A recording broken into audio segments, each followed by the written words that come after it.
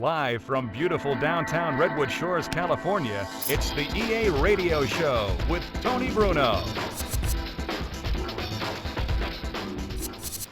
Welcome to the broadcast, everyone. I'm Tony Bruno. It's a fantastic week for NFL fans. The Super Bowl is just around the corner, and we've got lots of info for you. Don't you even think about moving from the spot you're in right now, because we have news and fun coming up. Stay tuned.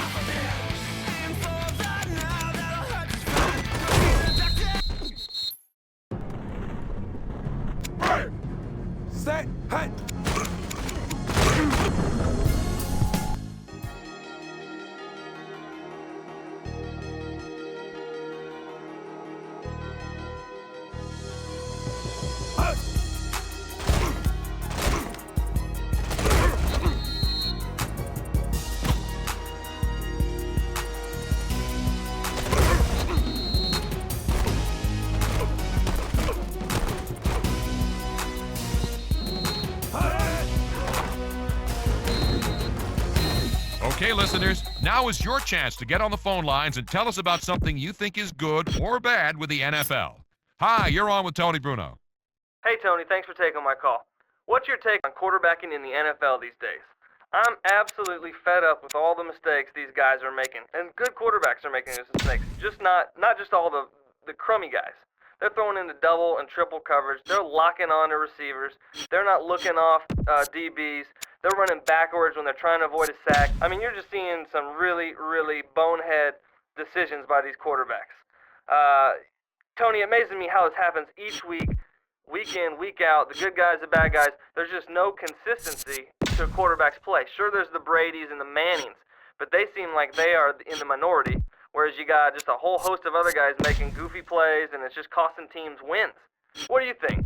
Well, since you're not naming names, I won't go there either. What I can say, though, is I know exactly what you're talking about. With the mistakes, with the careless play, it's really not as rampant as you make it out to be, though.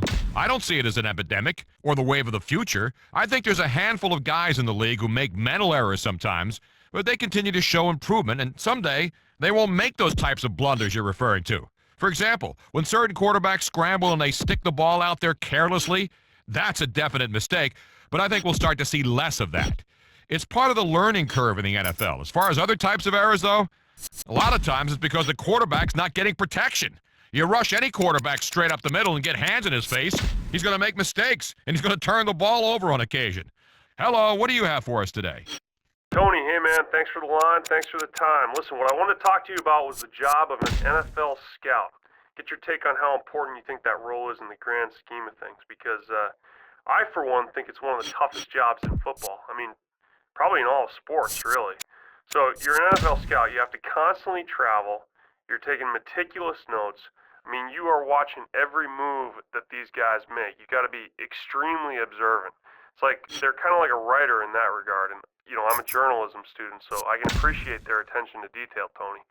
But their job takes constant focus, and I really don't think that's something that can be said for a lot of jobs out there outside maybe the medical profession. But I wish I knew a scout. You know, I've seen a couple specials where they talk about the role of a scout, but really, I'd like to talk to one personally, you know, to one or two of them, pick their brain, really get in there. I think they'd be really interesting to talk to, you know?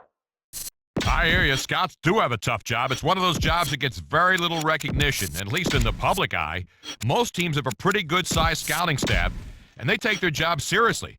They're the guys out there giving feedback about the future NFL stars. They're the first person who identifies the ones to watch, and they separate the great ones from the rest of the pack.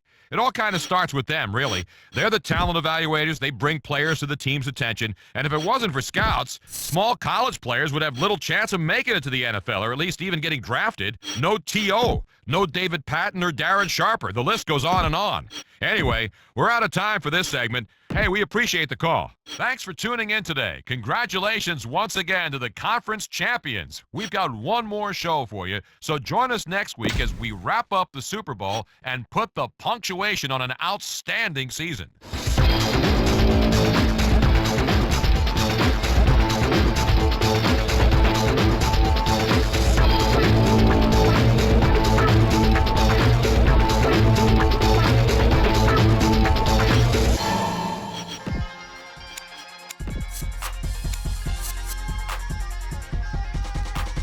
Yeah, real talk for the players on the block. I've been drinking for a second, but I promise that I will.